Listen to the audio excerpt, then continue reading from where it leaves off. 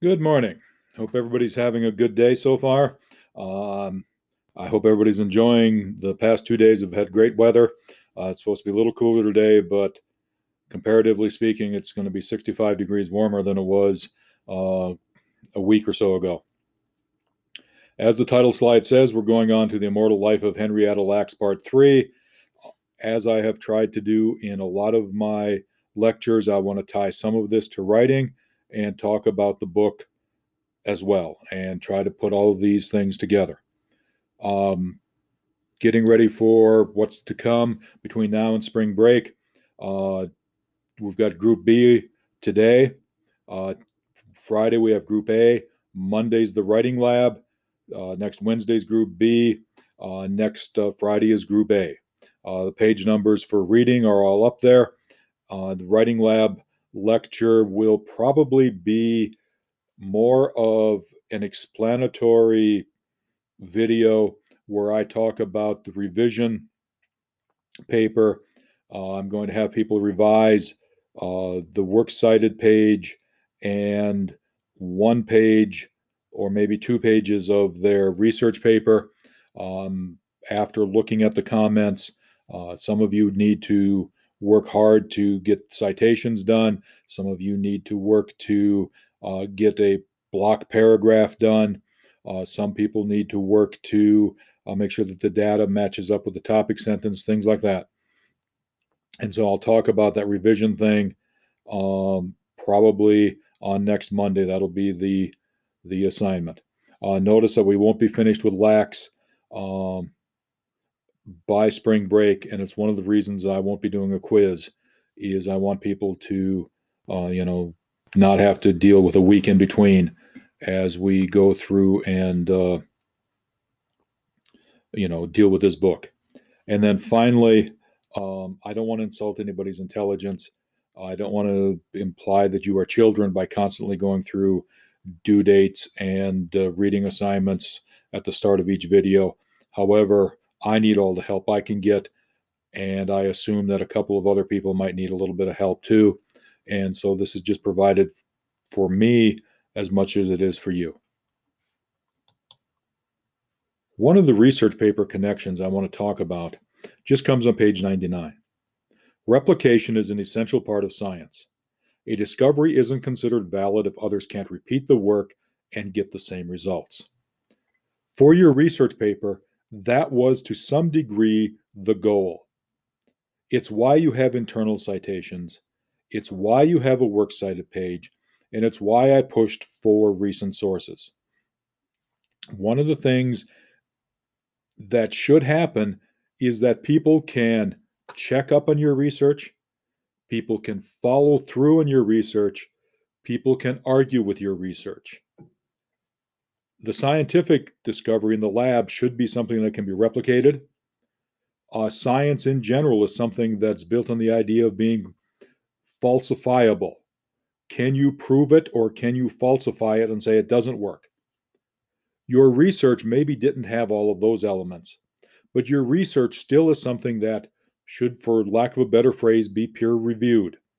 And so the internal citations, the works cited page, and the recent sources, making sure that you're dealing with the newest research, allows that sense of peer review. People can double check whether these internal citations match up with the works cited page. Once they go to the works cited page, they can find the original research and they can work to draw their own conclusions and either support your view or argue with your view.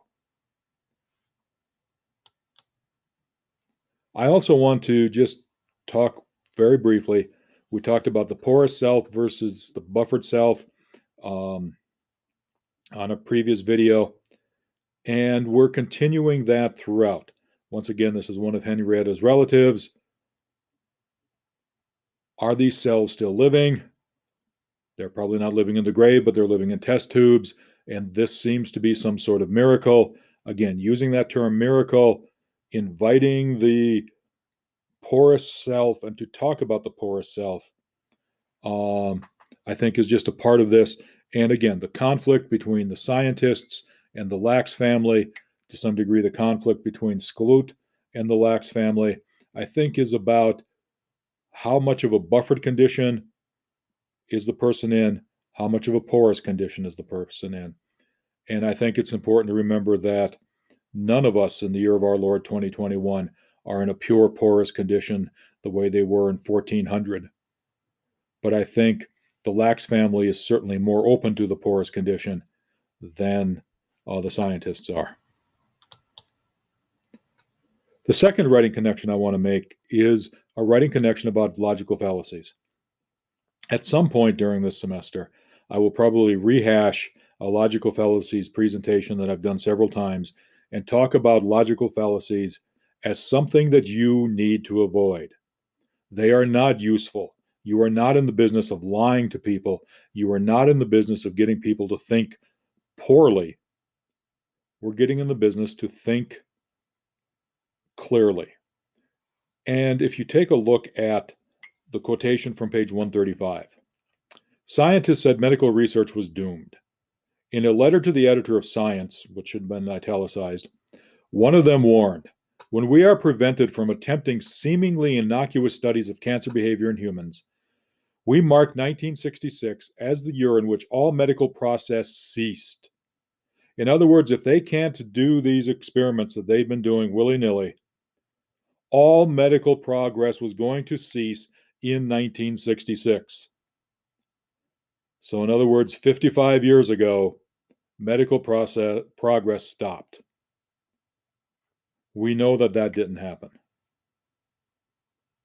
And what this writer was doing was in fact a logical fallacy, and it's called a slippery slope fallacy. It's a course of action that's objected to on the grounds that once it's taken, it will lead to additional actions. And as we keep going through those additional actions, you will have an undesirable consequence. So let's take a look at a few of those. First of all, from the textbook I used last semester, just another definition. Today's tiny misstep is tomorrow's slide into disaster. And the chain reaction from the Excelsior online writing lab, I think, is explained fairly well. And I think that last sentence is the key. Along the way, each step or event in the faulty logic becomes more and more improbable. I've talked several times about being a debate coach. When I was coaching debate, there were times where people would run a thing called a disadvantage, and no matter what was being proposed, the disadvantage led us down the line to extinction of some sort, nuclear war, some sort of event that was cataclysmic and terminal. It was highly improbable, but if their chain of events, if their links were strong enough, a lot of times they were able to win the argument, even though it certainly shouldn't have happened. There are some examples. Here's a basic one. If you don't do your homework, you'll fail your class. If you fail your class, you won't get a good job. If you don't get a good job, you'll wind up homeless. Step by step, but let's be honest. Lots of people have not done their homework and they've still passed the class. The first link is gone. Lots of people have failed a class and gotten a good job. And lots of people with bad jobs still own homes. Slippery slope says one bad thing leads to terrible consequences forever. Second one, if you don't work out today, you won't work out tomorrow. Eventually, you'll stop working out. If you stop working out entirely, you'll gain 150 pounds. If you gain 150 pounds, you'll have a heart attack before you're 45. I got way too much weight on me. I got past 45 without a heart attack. I'm going to knock on wood that I'm not jinxing myself. While it's true that habits can develop, I think it's important to understand that, once again, we're getting to a consequence that isn't logical from one thing. And then the last one, if the government increases funding to K-12 education, money will be diverted from defense. If money is diverted from defense, China will invade Taiwan and Russia will invade Europe. The United States will be forced to honor its treaty obligations. When the U.S. enters the war, China, Russia, and the U.S. will use nuclear weapons leading to a nuclear winter and the extinction of all human life. You never knew that helping a kindergartner get a milk break was going to lead to nuclear war, but there it is, step by step. These are all slippery slopes. These are all logical fallacies.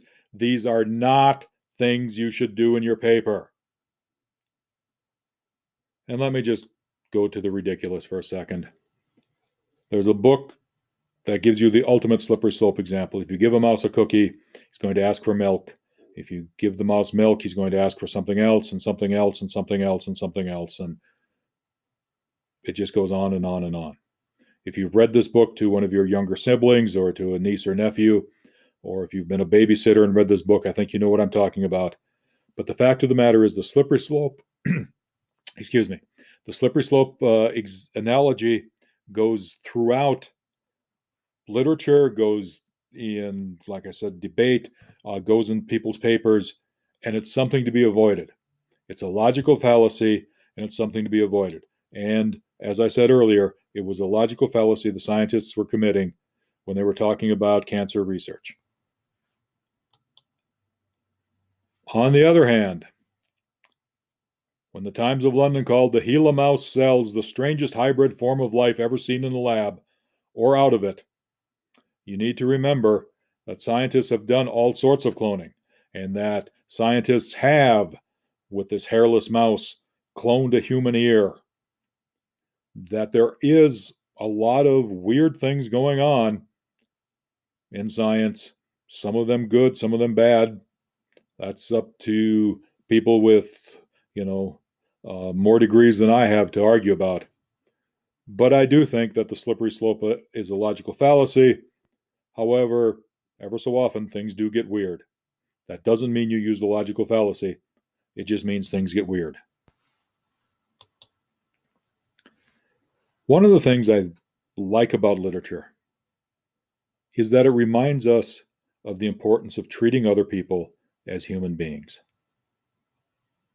And I think one of the things that happens in the story of Henrietta Lacks is that we start seeing Henrietta as something, or that Gay and some of the other people started seeing Henrietta as something other than or something less than human. All right? We wouldn't even put her name out there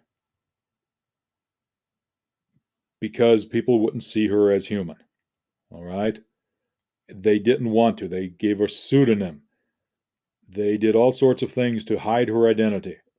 And whether that was a benign act or a malignant act is kind of an argument that I think needs to be had, again, by people more familiar with the situation than we are from reading the book. But I do think the human story, and the only reason this quotation is on here, is that phrase, the human story, is important. And Skloot, I think, does a good job of getting to that. The toenails. When I saw those toenails, Mary told me years later, I nearly fainted. I thought, oh geez, she's a real person. I started imagining her sitting in her bathroom painting those toenails, and it hit me for the first time that those cells we'd been working with all this time and sending all over the world, they came from a live woman. I'd never thought of it that way.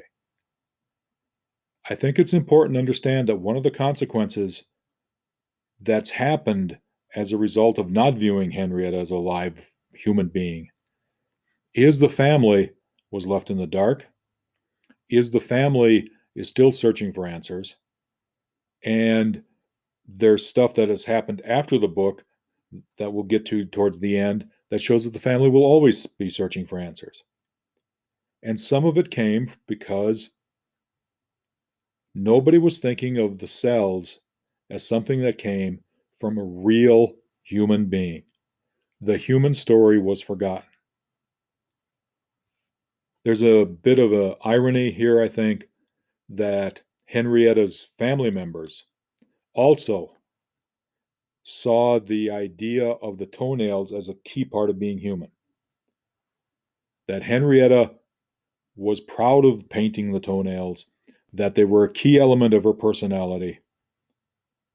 And the fact that she wasn't able to keep up her appearances, wasn't able to do the pedicure, indicates that she was hurt in something terrible. And the idea of pain, I think, is central to the human story. I mean, it's one of the things that unites us as humans. We can all feel pain. We can all experience pain.